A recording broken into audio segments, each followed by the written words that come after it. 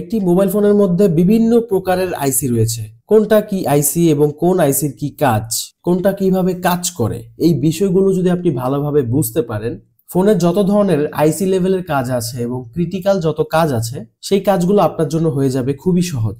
তাই ভিডিওটি আপনাকে মনোযোগ সহকারে দেখতে হবে।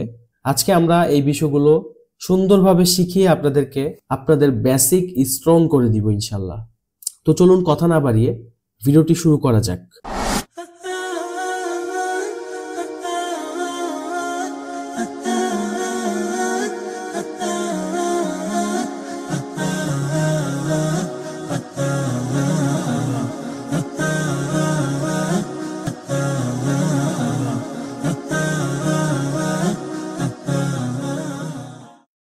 Welcome back.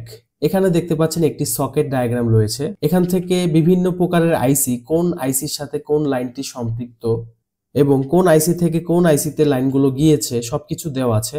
এটা দেখে অনেকেরই হয়তো মাথা ঘুরাতে পারে, এজন্য আমরা অত্যন্ত সহজভাবে আপনাদেরকে এখন শিখাবো।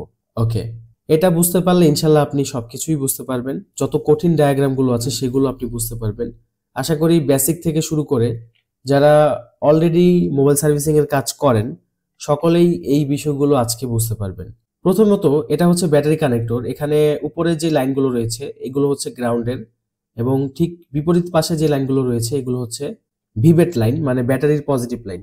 আর গ্রাউন্ড মানে ব্যাটারির নেগেটিভ লাইন, আমরা সকলে জানি। ভিভেট মানে হচ্ছে ভোল্টেজ ফর ব্যাটারি।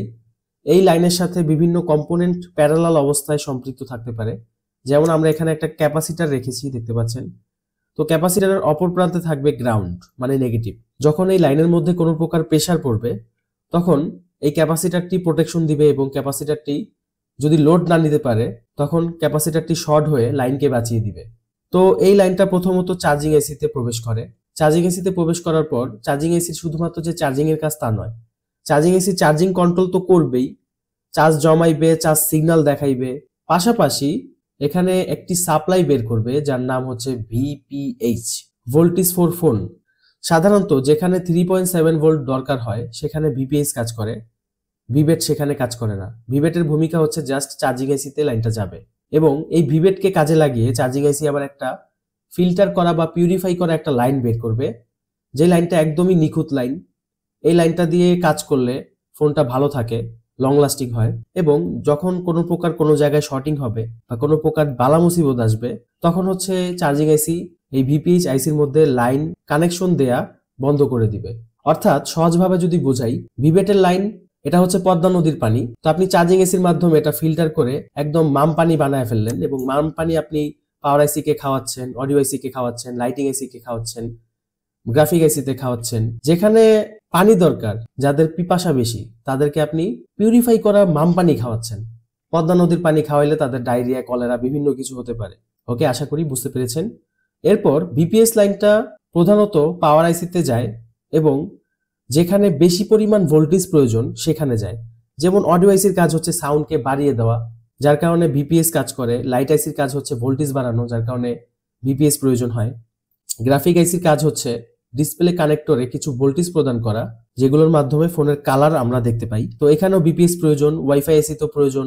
4G আইসির কাজ হচ্ছে 4G নেটওয়ার্ক বুস্ট করা, সাধারণ নেটওয়ার্ককে 4G তে কনভার্ট করা, মানে নেটওয়ার্ককে বাড়িয়ে দেওয়া, যার কারণে এখানে বেশি ভোল্টেজ প্রয়োজন হয়। 2G আইসির কাজ হচ্ছে রেডিও ফ্রিকোয়েন্সিকে বাড়ানো, যার কারণে এখানেও ভিপিএস প্রয়োজন হয়। সোজা কথা, যেখানে ফোনের ব্যাটারির লাইন প্রয়োজন হবে সেখানে ভিপিএস কাজ করবে, ব্যাটারির ডিরেক্টলি লাইনটা কাজ করবে না। তো এখান থেকে ভিপিএসটা এখানে পাওয়ার আইসিতে যাওয়ার পর পাওয়ার আইসির একটা সুইচ থাকে, আমরা সকলেই জানি। আমাদের ফোনের যে পাওয়ার বাটনটা রয়েছে, যেটা দিয়ে আমরা ফোনটা অন করি, সেই বাটনটাই হচ্ছে এটা। আমরা যখন পাওয়ার বাটন প্রেস করি তখন গ্রাউন্ডের সাথে পাওয়ার আইসির পাওয়ারের লাইনের সাথে সংঘর্ষ। তো সংঘর্ষ হওয়ার পরে পাওয়ার আইসি বুঝতে পারে যে এখন সুইচিং করা দরকার, অথবা পাওয়ার আইসিটি এই সংঘর্ষের কারণে ট্রিগার করে নেয়। যেমন আপনি একটা জেনারেটর মেশিন যদি চালাতে চান, অবশ্যই আপনাকে ট্রিগার করতে হবে। আপনি যে কোনো একটা মেশিন অন করতে চান, একটা বাইক যদি আপনি চালু করতে চান, সুইচ দিয়ে অন করতে হবে। ঠিক তেমনই এটা হচ্ছে একটা ট্রিগার লাইন, যেটা প্রেস করলে আমাদের ফোনটা অন হয়। যখন এখানে ট্রিগার হবে সাথে সাথে পাওয়ার আইসি কিছু ভোল্টেজ তৈরি করবে, যে ভোল্টেজগুলো সিপিইউর কাছে প্রদান করবে। তো যখন সিপিইউ ভোল্টেজ পাবে বিভিন্ন রকম, সিপিইউর মধ্যে বিভিন্ন রকম ভোল্টেজ প্রয়োজন হয়। কোথাও 1.8 প্রয়োজন হয়, কোথাও 2.0 প্রয়োজন হয়, কোথাও 2.8 প্রয়োজন হয়, কোনো কোনো জায়গায় 0.6 প্রয়োজন হয়।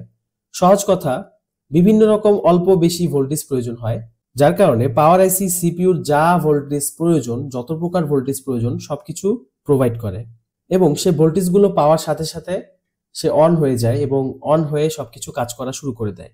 আমাদের মাথার মধ্যে যেমন ব্রেইন আছে, মোবাইল ফোনের মধ্যেও ব্রেইন আছে, যেটার নাম হচ্ছে সেন্ট্রাল প্রসেসিং ইউনিট, সিপিইউ। তো এই ব্রেনটা প্রসেসিং করার ক্ষেত্রে কিছু জায়গা প্রয়োজন হয়, যে জায়গার মধ্যে প্রসেসিং করা ফাইলগুলো সে রাখে, যার কারণে তার একটা জায়গা দরকার, যে জায়গার নাম হচ্ছে ইএমসিপি। যেই আইসিটার মধ্যে র্যাম এবং রোম অ্যাডজাস্ট থাকে। কোনো কোনো ক্ষেত্রে এই র্যাম রোম আলাদাও থাকতে পারে।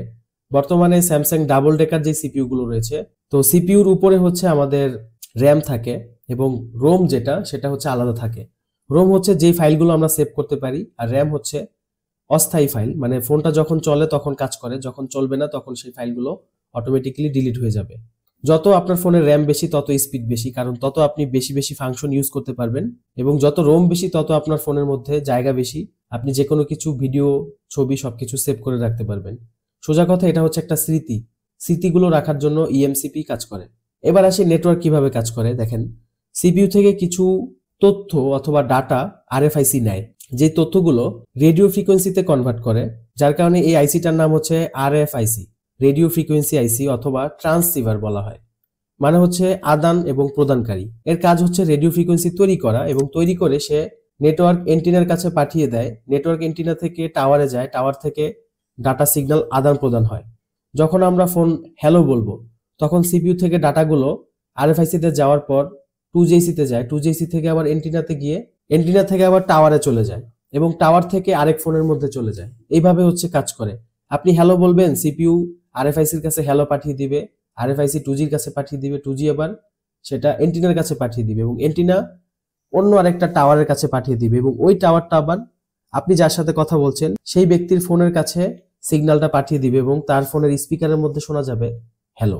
আবার সে যখন হ্যালো বলবে, তখন টাওয়ার থেকে এই এন্টিনার মধ্যে একটা সিগন্যাল আসবে, যে সিগন্যালটা 2GIC ভিতরে নিয়ে আরএফআইসির কাছে প্রদান করবে।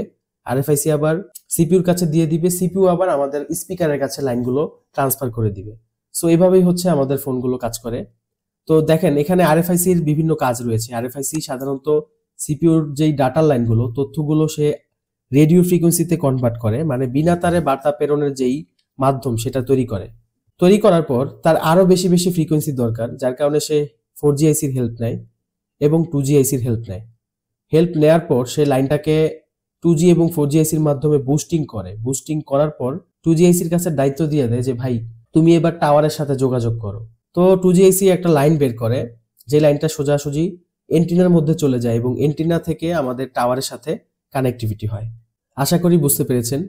চার্জিং আইসি থেকে যেই ভিপিএস লাইনটা যায় সেটা 3.7 ভোল্ট লাগে, সেটা 3.7 ভোল্ট সাপ্লাই হয়, যেটা ওয়াইফাই আইসি, গ্রাফিক আইসি সহ অন্যান্য যত আইসি আছে যেখানে বেশি বেশি ভোল্টেজ প্রয়োজন, সেখানে সাপ্লাই হয়ে তাদেরকে সচল রাখে।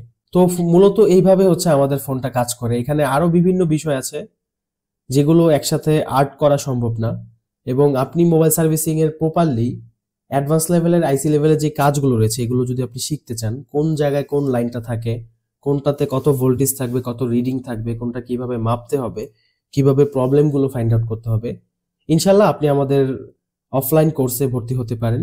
খুবই উন্নতভাবে এবং খুবই সহজভাবে আপনাকে হাতে ধরেই আমরা কাজগুলো শিখিয়ে দিব ইনশাল্লাহ। এবার দেখা যাক কোনটা কি আইসি সেটা আমরা কিভাবে চিনব। এখানে এটা হচ্ছে চার্জার আইসি। চার্জার আইসি চিনার উপায় হচ্ছে, চার্জার আইসির পাশে একটি বাক কয়েল এবং একটি থার্মাল রেজিস্টর থাকবে, আর নয়তো বাক কয়েল অবশ্যই থাকবে। পাশাপাশি আরেকটা চিনার উপায় হচ্ছে, ফোনটা আপনি চার্জে লাগিয়ে চেক করবেন যে এই আইসির আশেপাশে কোনো ভোল্টেজ পাওয়া যায় কিনা। যদি পাওয়া যায় ভোল্টেজ 5 ভোল্ট যদি পাওয়া যায়, তাহলে বুঝতে হবে এটাই আমাদের চার্জিং আইসি। এটা হচ্ছে আমাদের ফোনের সিপিইউ চিনার উপায় হচ্ছে, ফোনের মধ্যে যতগুলো বড় আইসি আছে তার মধ্যে বড় আইসি থাকবে হচ্ছে সিপিইউ, সবচাইতে বড়। সিপিইউর কিছু কোম্পানি থাকবে, স্প্রিট্রাম, মিডিয়াটেক, কোয়ালকম, HI, এক্সিনোস। এই নামগুলো যদি থাকে এবং আইসিটি যদি বড় আকারে হয়, তাহলে বুঝতে হবে এটাই হচ্ছে আমাদের সিপিইউ। তার পাশাপাশি এখানে রয়েছে ইএমএমসি অথবা ইএমসিপি। এটা চেনার উপায় হচ্ছে, এই আইসিটাও বড় আকারে থাকবে, প্রথম আলামত। দ্বিতীয় আলামত হচ্ছে সেক, Samsung, SK Hynix, Kingston, Toshiba, Micron, ফরেস্টসি, এই কোম্পানিগুলোর নাম যদি দেখতে পান তাহলে বুঝতে হবে এটা হচ্ছে আমাদের ইএমএমসি। এটা হচ্ছে আমাদের পাওয়ার এসি। কিভাবে বুঝলাম? পাওয়ার এসির পাশে মিনিমাম 3টা বাক কয়েল থাকবে, বাট এখানে 1টা 2টা 3টা 4টা 5টা রয়েছে এবং পাশাপাশি সিপিইউ কোম্পানির নামের সাথে মিল থাকবে। এখানে স্পিডরাম লেখা, এখানেও শর্টকাটে এসপিআরডি লেখা আছে, মানে স্পিডরাম, এবং আইসিটি আকারে ছোট থাকবে। আমি যে কথাগুলো বলছি আপনারা অবশ্যই খাতার মধ্যে নোট করে রাখতে পারেন, তাহলে আপনারা খুব সহজে এগুলো আয়ত্ত করতে পারবেন। এটা হচ্ছে আমাদের ফোনের লাইটিং আইসি। লাইটিং আইসির পাশে একটি বুস্ট কয়েল এবং একটি ডায়োড থাকবে। এটা হচ্ছে আমাদের অডিও আইসি। অডিও আইসি চিনার উপায় হচ্ছে অডিও আইসির পাশে 2টা কয়েল থাকবে, বরাবর সমান 2টা কয়েল থাকবে, এবং আপনি যখন স্পিকারের যে আমাদের 2টা নেগেটিভ পজিটিভ লাইন থাকে, সেখানে আপনি মাল্টিমিটার দিয়ে বাজার মোডে ধরতে পারেন। ধরার পর যদি দেখেন যে এই সাউন্ড আইসির আশেপাশে কোনো কম্পোনেন্টের সাথে বিপ আসতেছে, তাহলে বুঝতে হবে এটাই হচ্ছে আমাদের সাউন্ড আইসি। এটা হচ্ছে আমাদের গ্রাফিক আইসি।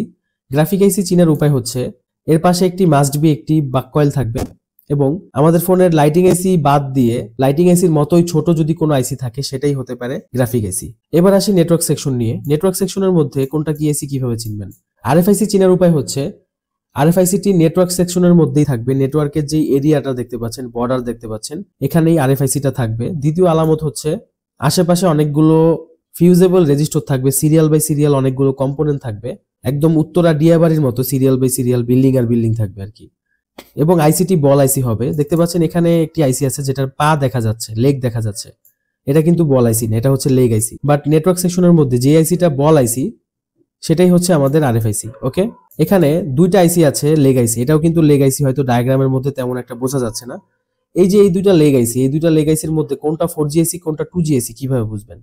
2G আইসি চেনার আলামত হচ্ছে 1 নাম্বার আলামত লেগ আইসি হবে, 2 নাম্বার আলামত নেটওয়ার্ক এন্টিনা লাইনের সাথে থাকবে। যেমন এই যে এখানে একটা সকেট দেখতে পাচ্ছেন, আমরা সকলে জানি এটা হচ্ছে এন্টিনার কেবলের একটা সকেট। তো এই যে এন্টিনা লাইনের পাশে কিন্তু এই আইসিটা আছে। তৃতীয় আলামত হচ্ছে 2G আইসির পাশে একটি বড় ক্যাপাসিটর থাকবে, এই আইসির পাশে কিন্তু একটা বড় ক্যাপাসিটর রয়েছে, এটাই হচ্ছে আমাদের 2G আইসি। তারপর নেটওয়ার্ক সেকশন থেকে 2G আইসি বাদ দিয়ে লম্বা আকৃতির যে আইসিটা রয়েছে লেগ আইসি, এটাই হচ্ছে 4G আইসি। এক নেটওয়ার্ক সেকশনের মধ্যেই থাকবে, হয়তো নেটওয়ার্ক সেকশনের মধ্যে অথবা নেটওয়ার্ক সেকশনের পিছনের সাইড, অপোজিট সাইডে থাকতে হবে। দ্বিতীয়ত হচ্ছে আইসিটি লেগ আইসি হবে। তৃতীয়ত হচ্ছে আইসিটি লম্বা থাকবে, এই যে দেখতে পাচ্ছেন এটা কিন্তু স্কোয়ার এবং এটা কিন্তু একটু লম্বা টাইপের, ঠিক আছে? এটা হচ্ছে আমাদের 4G আইসি। তো বন্ধুরা, যদি আপনি এই ভিডিও থেকে কিছু হলেও শিখে থাকেন, অবশ্যই ভিডিওতে একটি লাইক এবং কমেন্ট করা আপনার উচিত। ভালো থাকবেন সবাই, আসসালামু আলাইকুম।